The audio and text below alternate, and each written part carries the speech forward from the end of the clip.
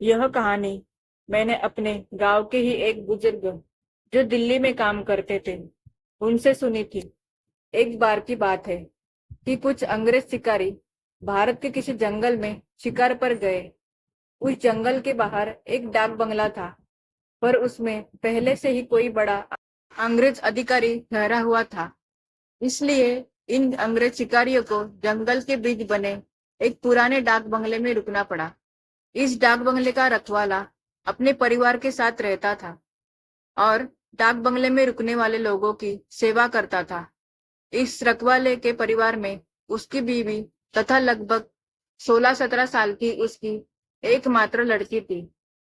एक शाम जब अंग्रेज अधिकारी शिकार करके वापस डाक बंगले पर आए तो नहा धोकर पीने बैठ गए। पीने के बाद उन्हें इतनी चढ़ गई कि वे लोग पूरी तरह से बहक गए और उस रखवाले को गोली मारने के बाद उसकी बीवी तथा बच्ची को नोच डाले। इन पापियों को नशे में कुछ भी पता नहीं चला और नोचने के बाद उन दोनों को भी गोलियों से भून डाले और तीनों की लाश को डाक बंगले के पीछे दफना दिए। यह बात आई गई रह गई। अंग्रेजों ने फिर कुछ दिन के बाद वहां कैलाश नामक एक नया सेवक रख दिया। किसी को कुछ भी पता नहीं चला कि इस पुराने डाक बंगले का पुराना सेवक और उसका परिवार कहाँ चला गया। एक बार की बात है कि नया सेवक कैलाश रात को गेट बंद करके सोया हुआ था। तभी अचानक उसकी नींद खुल गई क्योंकि उसे लगा कि दरवाजे पर कोई रो रहा है। उसने एक हाथ में लाठी उठाया और दूसरे में चिराग और दरवाजे पर आकर हाक लगाया, कौन है? इतनी रात गए कौन दरवाजे पर रो रहा है? उसने देखा कि एक किशोरी दरवाजे पर बैठी रो रही है। कैलाश उस किशोरी के पास गया और उसके सिर पर हाथ रखते हुए कहा कि बेटी रो मत, अंदर चल। फिर उस किशोरी के अंदर आने पर कैलाश ने उसे पीने के लिए पानी आगे बढ़ाते हुए पूछा कि बेटी तुम कौन हो और इतनी रात को अकेले इस जंगल में क्यों भटक रही हो? कैलाश की इतनी बातें सुनते ही वह किशोरी और तेज पकड़ पड़ी। कुछ समय तक तेज तेज रोने के बाद वह थोड़ा शांत हुई और कैलाश को बताई कि वह इस डाक बंगले के पहले सेवक की पुत्री है। फिर उसने यह भी बताया कि कैसे 4-5 अंग्रेज शिकारियों ने उसके पिता को मार डाला और उसके बाद उसके तथा उसकी माँ की आबरू को नोच डाला। फिर कैसे उसकी माँ तथा उसको भी गोलियों से भूनने के बाद डाक बंगले के पीछे दफना दिया। उस किशोर की इतनी बातें सुनते ही कैलाश पूरी तरह सहम गया, पर निडरता दिखाते हुए पूछा कि ऐसे कैसे हो सकता है? अगर तू मर गई है तो मेरे सामने कैसे बैठी है? कैलाश की यह बात सुनते ही वह लड़की अचानक गायब हो गई और कैलाश कुछ समझ पाए इससे पहले ही वह उस कमरे की दीवार पर उल्टी लटकती नजर आई। कैलाश यह नजारा देखकर पूरी तरह सहम गया। फिर अचानक वह लड़की आकर कैलाश के सामने बैठते हुए बोली कि काका, आप डरिए मत, मैं आपका कुछ भी बुरा नहीं करूंगी। धीरे धीरे कैलाश का डर जाता रहा और उसने अपने मस्तक पर आए पसीने की बूंदों को गमछे से पोंछ लिया। फिर उसी रात को उस लड़की ने वह जगह दिखाई जहां उन तीनों को दफनाया गया था। कैलाश ने कुदाल से खोदकर उन तीनों की अस्थि पंजर को निकाला। फिर कैलाश ने उस किशोरी से वादा किया कि वह उन अंग्रेज शिकारियों के खिलाफ कोर्ट जाएगा और किशोरी को इंसाफ दिलवा कर रहेगा। कैलाश की बातें सुनकर वह किशोरी रोते हुए बोली कि काका, आपको कुछ नहीं करना है, बदला तो मैं लूंगी, बस आप मेरी थोड़ी सी मदद कर दे। फिर क्या? उस किशोरी के बताया अनुसार कैलाश ने बीमारी का बहाना बनाकर उस डाक बंगले की नौकरी छोड़ दी तथा उस किशोरी को दिए वादे के अनुसार उस किशोरी के माता पिता की अस्थियों को जला दिया तथा उन दोनों के नाम पर पूजा पाठ भी करवाया। उन दोनों की मुक्ति हो गई।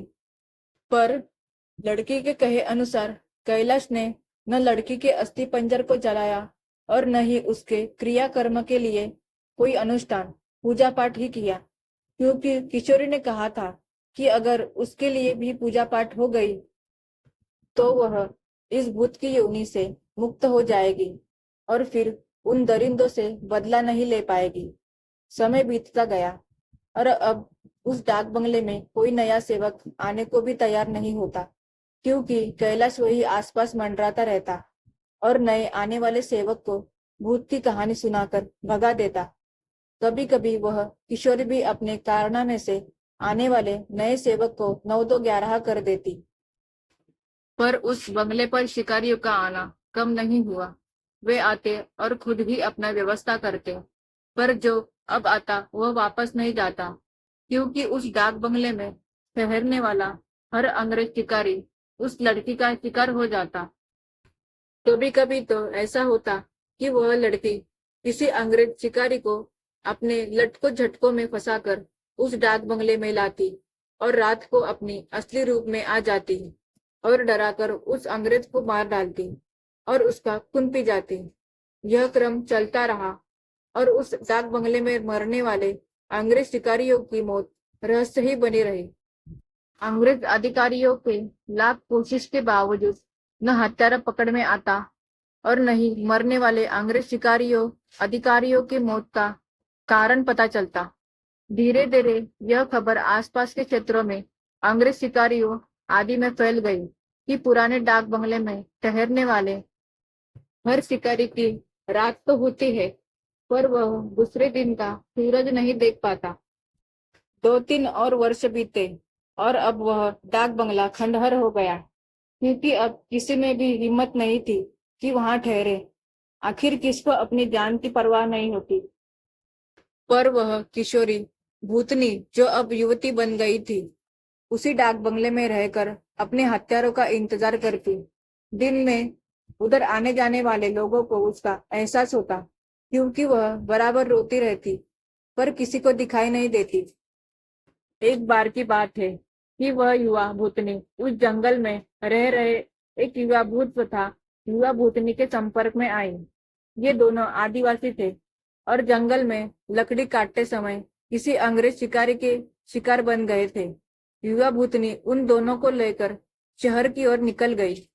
युवा भूतनी उन दोनों भूत भूतनी के साथ शहर में घूम घूम कर अपने हत्यारों की तलाश करती रही। 2-3 दिन मेहनत के बाद ही वह अपने हत्यारों को पहचान ली। एक दिन वह शाम के समय खूब खूबसूरत युवती बनकर उनमें से एक हत्यारे अंग्रेज शिकारी के घर पर गई। घर पर उस अंग्रेज के सिवा कोई नहीं था। फिर उसने खूब लटके झटके दिखाए और उस अंग्रेज को अपनी सुंदरता में फांस लिया। रूप लुभावना हो तो अच्छों अच्छों को फंसते देर नहीं लगती। योजना के अनुसार वह दूसरे ही दिन उस अंग्रेज से मिली। फिर उसे पूरी तरह विश्वास में लेने के बाद एक दिन कहा कि क्यों नहीं हम लोग शिकार पर चले। अंग्रेज ने कहा कि अच्छी बात है, मेरे कुछ मित्र शिकारी हैं, उन्हें भी लेकर चलते हैं। फिर क्या था, उस युवती भूतनी ने उस अंग्रेज से कहा कि मेरी एक और सहेली है, वह भी बहुत ही खूबसूरत है और शिकार पर जाना पसंद करेगी। फिर दूसरे दिन उस युवती भूतनी ने अपने साथ आए हुई दूसरी युवा भूतनी से उस अंग्रेज शिकारी को मिलवाया। अब तो अंग्रेज पूरी तरह उस भूतनी के माया जाल रूप जाल में फंस चुका था। एक दिन सुबह सुबह वह अपने उन्हीं पुराने दोस्तों के साथ जंगल की ओर निकल पड़ा। दिन भर शिकार करते रहे और खूब मौज मस्ती भी। शाम होने को आई तो अंग्रेज शिकारियों ने कहा कि अब सूर्य ढलने लगा है, क्यों न हम लोग वापस शहर लौट चले। अंग्रेज की बात सुनकर उस युवा भूतनी ने कहा कि नाना, आज रात हम लोग यहीं ठहर कर जंगल का आनंद उठाते हैं। पर एक अंग्रेज शिकारी ने कहा कि हमने पहले से डाक बंगला को बुक किया नहीं है, ठहरेंगे कहा। फिर क्या था, वह युवा भूतनी मुस्कुराई और बोली कि इसी जंगल में दूसरी ओर मेरे एक मित्र आदिवासी की कुटिया है, हम रात वही बिताएंगे और खूब मौज मस्ती करेंगे।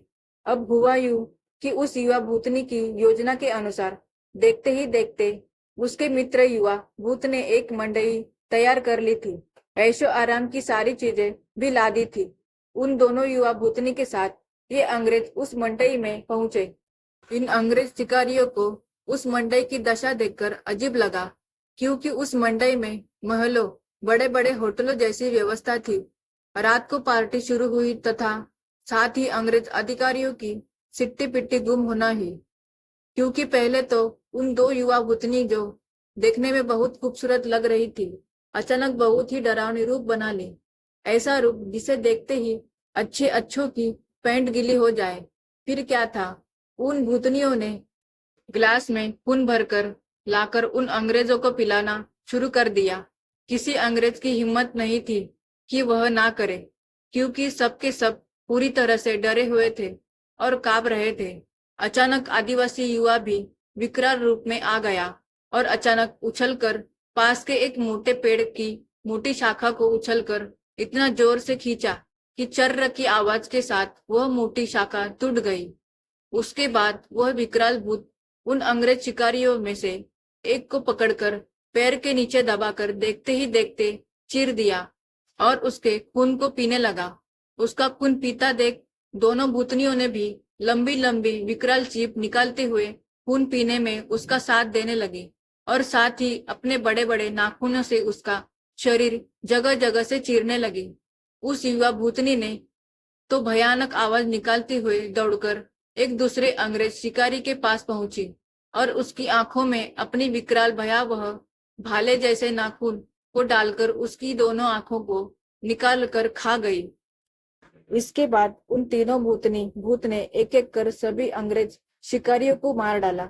दूसरे दिन उन अंग्रेजों की खोज में गए अंग्रेज अधिकारियों को उनकी ऐसी विभत्स लाशें मिली जो देखने में बहुत ही भयावह लग रही थी। उनको ऐसे नोचा गया था कि लगता था कि यह किसी मनुष्य या जानवर का काम नहीं हो सकता। कैलाश को तो सब कुछ पता ही था, पर वह किसी को कुछ नहीं बताया। फिर एक दिन समय निकालकर गोपनीय रूप से कैलाश ने उस युवा भूतनी के कंकाल को भी जला दिया तथा उसकी मुक्ति के लिए पूजा करवा दी। यह एक काल्पनिक कहानी है, पर हकीकत भी हो सकती है उन लोगों के लिए जो अपनी शक्ति संबंधों का नाजायज फायदा उठाते हुए गलत कार्यों को अंजाम देते हैं और उन लोगों को लगता है कि कोई उनका बाल बाका भी नहीं कर सकता।